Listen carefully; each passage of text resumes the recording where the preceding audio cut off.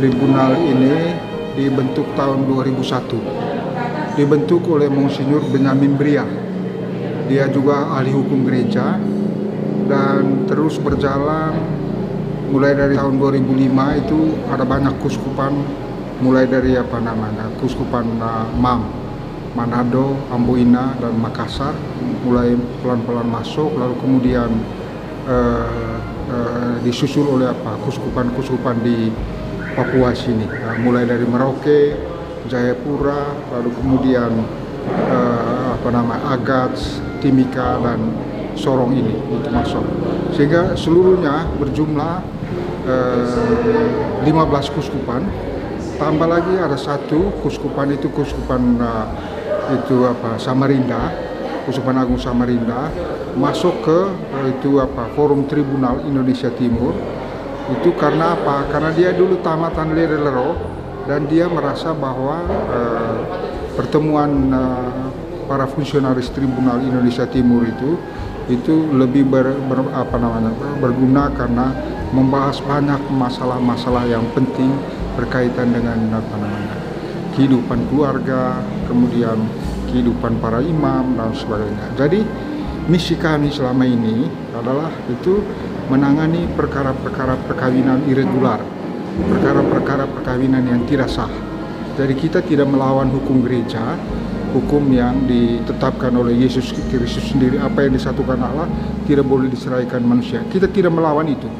Yang menjadi fokus perhatian dari Tribunal Gereja adalah cacat antecedens, cacat yang terjadi sebelum perkawinan itu diteguhkan di hadapan imam dan para saksi. Jadi cacat itu yang kita cari, dan kalau memang ditemukan misalnya ada perkawinan yang dipaksakan oleh orang tua, ada perkawinan yang terjadi karena ketakutan besar, ada perkawinan yang terjadi karena simulasi, itu terjadi seperti sebuah sandiwara.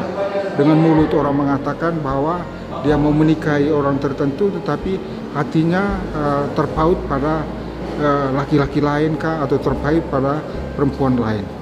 Jadi itu yang menjadi fokus. Lalu kemudian juga bisa dipercayakan oleh uskup kepada kami itu kasus-kasus ya kasus-kasus itu tabisan atau ikatan kaul yang tidak sah gitu.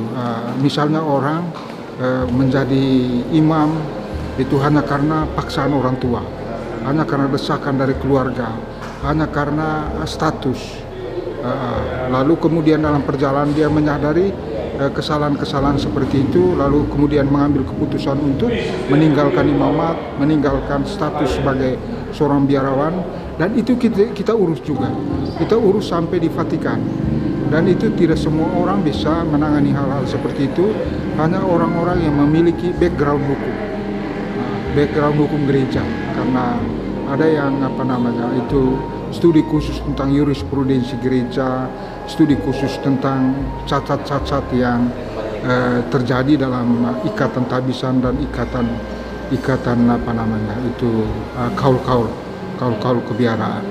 Jadi itu misi kita selama ini. Jadi pertamanya kita membentuk suatu tribunal yang tugasnya untuk meratifikasi keputusan-keputusan perkara yang sudah dibuat oleh tiap kuskupan.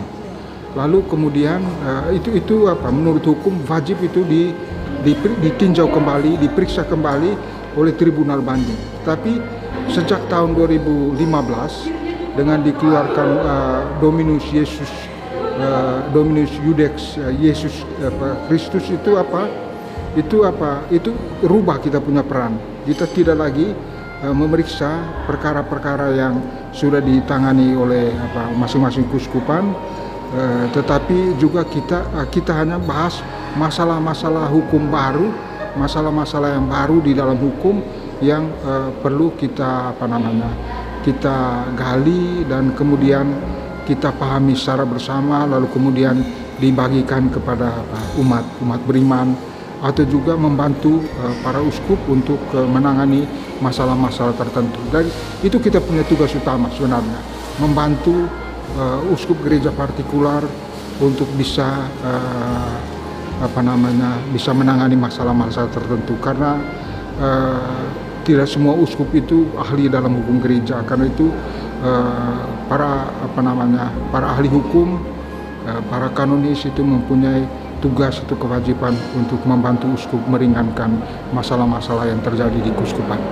Jadi pertemuan seperti ini dibuat kalau dulu 2 kali setahun, tetapi sejak tahun 2015 itu dibuat 1 kali setiap tahun, dan biasanya pada bulan Agustus. Tapi karena tahun ini terjadi tabisan di Keuskupan Agung ND pada bulan Agustus, maka kita tunda ke bulan Oktober.